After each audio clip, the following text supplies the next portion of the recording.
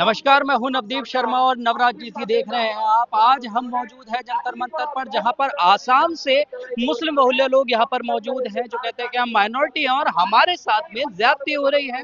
तो ज्यादा चर्चा के लिए हम सीधे पहुंच जाते हैं इनके अध्यक्ष और समस्त जो इनके वकील यहां पर आए हैं उनसे बात कर लेते हैं। आप आज यहाँ पर एकत्रित हुए हैं, सबसे पहले आपका परिचय और वजह। मेरा नाम शाहिद अली है। मैं पेशे से वकील हूँ, सुप्रीम कोर्ट में, हाई कोर्ट में वकालत करता हूँ। डोमा दलित ओबीसी माइनॉरिटी आदिवासी संगठन का नेशनल जनरल सेक्रेटरी हूँ। क्योंकि ये जो जुल्म हो रहा है आसाम के अंदर वहाँ के माइनॉरिटीज पर, ये जुल्म बेसिकली भारत की रूह पर हो रहा है। देखिए, भारत को हमारे देश का जो हिंदू वर्ग है वो माँ मानता है, तो ये उस माँ के ऊपर जुल्म हो रहा है। कोई भी माँ अगर उसके बच्चों को परेशान करेगा, परेशानी पहुंचाएगा, कुछ नहीं हो सकती। तो उस माँ के आंसू जिनके देखे जा सकते हैं, हम देख सकते हैं, तो उन आंसुओं को पहुंचने के लिए हम यहाँ पर आए हैं कि ये जुल्म बंद करा जाए।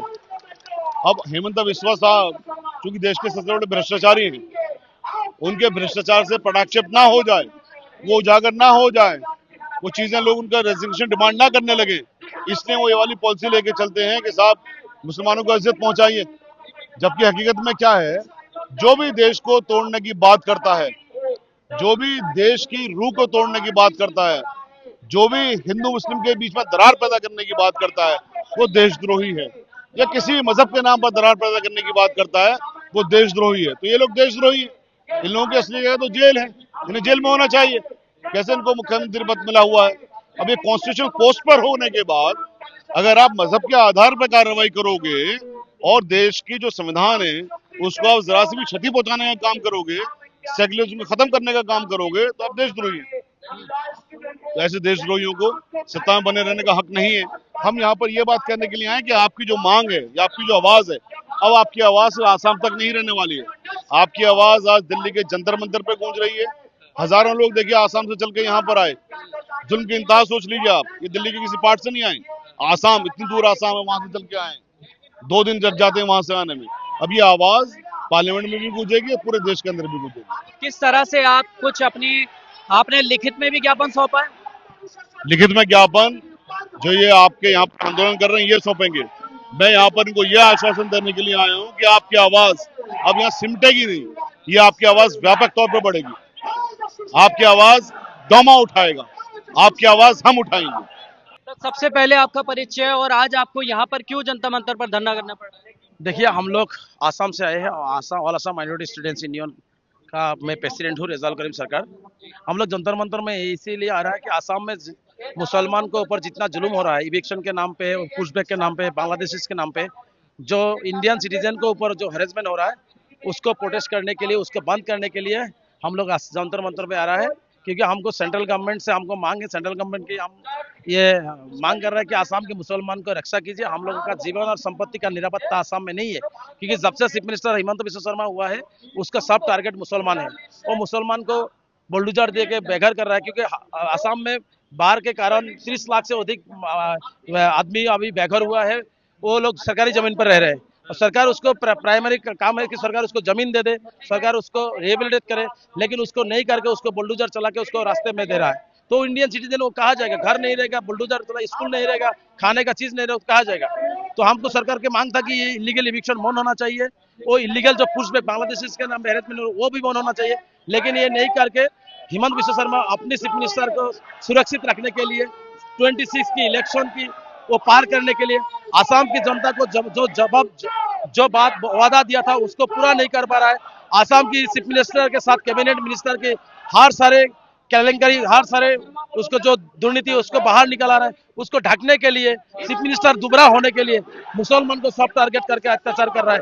इसीलिए दिल्ली में आके मांग कर रहा है कि हम लोगों के ऊपर जुल्म होना बंद होना चाहिए। ये दिल्ली में आंदोलन हो रहा है, कल भी होगा, आसाम में जाके भी होगा। लेकिन सर, बाढ़ का मुद्दा तो कोई नया नहीं है, आसाम में हर साल का रहता है, तो इस बार क्यों? इस बार नहीं, देखिए आज 10, 15, 20 साल से आसाम में बाढ़ के कारण 30 लाख फैमिली अभी बेघर हुआ है, तो उस फैमिली को कहा जाएगा? तो सरकारी जमीन पे कुछ भी रहेगा, जीना तो पड़ेगा। तो सरकार का प्राइमरी काम है उसको जमीन देना। हर साल होता है, हर साल 2000 विलेज चलाता है। तो इसीलिए हम लोग मांगे कि अगर सरकार की जमीन चाहिए तो उसके साथ बातचीत करके उसको जमीन दे के उसको वहां से उठा दीजिए, कोई बात में प्रॉब्लम नहीं है। लेकिन वो हिंदू मुसलमान करके, मुसलमान को अत्याचार करके उसको उठा के उसको इशू बनाएगा हिंदू मुसलमान का और इलेक्शन को पार करेगा। ये मुद्दा लेके हम लोग आया। आसाम की मुसलमान अभी गाजा और पैलेस्टाइन में जैसा परिवेश है वो इस परिवेश में रह रहा है। तो हमको मांगे कि हमारा जीने का हक दीजिए, हमारा जो राइट्स है संविधान में दिया है वो राइट हमको चाहिए। इसीलिए दिल्ली आके हम लोग डेमोन्स्ट्रेशन कर रहे हैं। आखिरी सवाल यह है कि जहां झुग्गी वहां मकान का नारा दिया गया था, अब यहाँ पर दिल्ली से भी रोहिंग्या मुसलमानों को टारगेट किया जा रहा है, बांग्लादेशियों को टारगेट किया जा रहा है, और आप असम से भी आते हैं, तो कहाँ गया वो मुद्दा, कहाँ गए वो वादे? देखिए, जो जेन्युइन बांग्लादेशी से म्यांमारी है, रोहिंग्या है, उसको सरकार भगा दे, हमको कोई परेशानी नहीं है। हम लोग इंडियन सिटीजन है, हम लोग आसाम के बासिंदा है। हम लोग हर 200-300 साल से हमारा यहाँ पे हमारा फैमिली रह रहा है। तो हम हमारा ऊपर क्यों इस इलीगल इशू को लगाएगा, ये इलिगेशन क्यों लगाएगा? तो ये इलिगेशन बनाना चाहिए। हम लोग इंडियन सिटीजन आसामी से, हम आसाम के मुसलमान है। हम कोई विदेशी नहीं, हम कोई बांग्लादेशी नहीं, हम कोई रोहिंग्या नहीं है। लेकिन ये बात छोड़ दीजिए, हमको मांग है कि हमारा जो राइट्स है हमको मिलना चाहिए। हम लोग इंडियन सिटीजन है, हम लोग कोई बांग्लादेशी के पक्ष में नहीं है, कोई म्यांमार के पक्ष में नहीं है। लेकिन आसाम की जो मुसलमान इंडियन सिटीजन है उसका कोई अत्याचार करेगा, उसके हम खिलाफ है। वो अन्याय अत्याचार के विरोध हम लोग निकल के आया है। ये आंदोलन दिल्ली में चल रहा है, आसाम में भी चलेगा। तो जैसा कि आपने सुना, इनका साफ तौर पर कहना है कि जो हेमंत बिस्वा शर्मा के द्वारा ये जो माइनॉरिटीज को निकाल कर फेंकने का काम हो रहा है, ये ज्यादती नहीं झेली जाएगी, और ये जाते ऐसी ही चलती रही तो देश भर में ऐसे ही आंदोलन होते रहेंगे। अब उनका भी कहना है कि ये जो लोग हैं कहीं ना कहीं भारत के बाहर के हैं, और इनमें से 80% लोग ऐसे ही हैं। अब देखने वाली बात होगी कि क्या इसमें हकीकत है। आपकी क्या है इस पर राय, हमें कमेंट कर जरूर